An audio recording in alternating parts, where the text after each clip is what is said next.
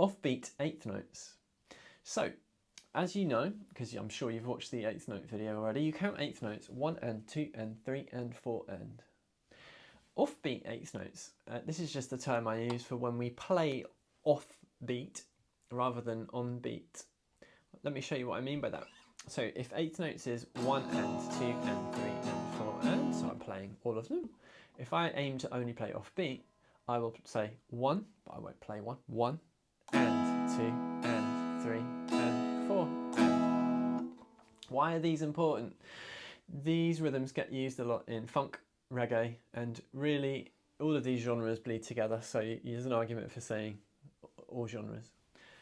They are really tough because you were so used to playing on beat. In fact, all the rhythms so far that I've talked about in this series have had you playing on the beat. On the beat means any of the numbered beats like 1, 2, 3 and 4. And off the beat means and. So, tips I have for you to practice this, and certainly things to avoid. Often I will see people practice this on their own, no metronome, and they will just do this.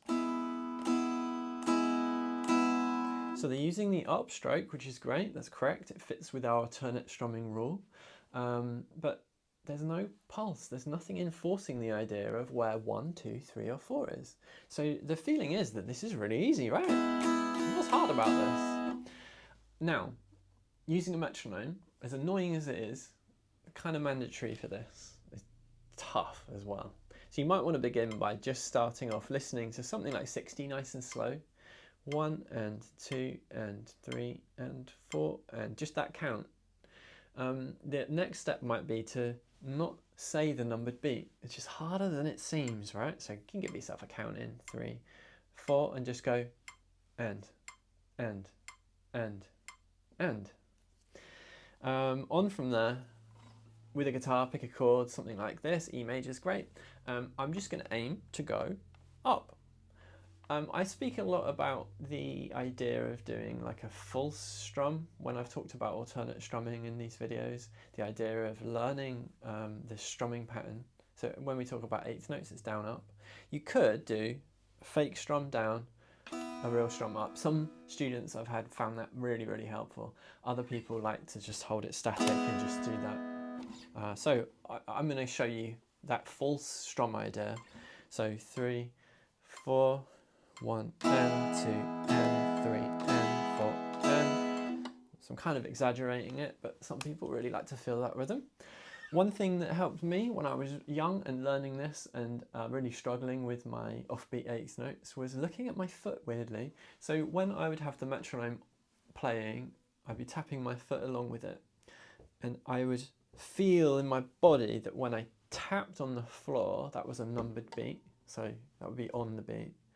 And when my foot was in a high enough position, it would almost just give me confidence that my foot going up and my hand going up, that it was correct.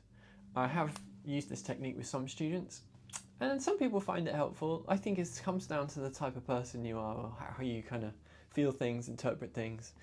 For me, it must be like a visual thing almost. Although I mentioned the feeling, I would look at my foot to make sure I got that.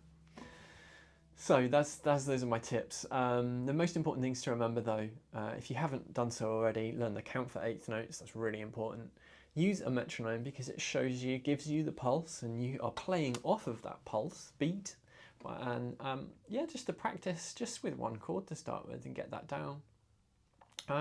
One other tip that just pops into my mind that some people have said, when they're in an exercise, students have told me that they almost concentrate so hard they're not really sure if they're in time. I've recommended then using something like a voice memo on your phone and recording yourself and just listening back. Just gives you confidence, I think. But that's it. Offbeat 8th notes. I hope that's been helpful. Good luck.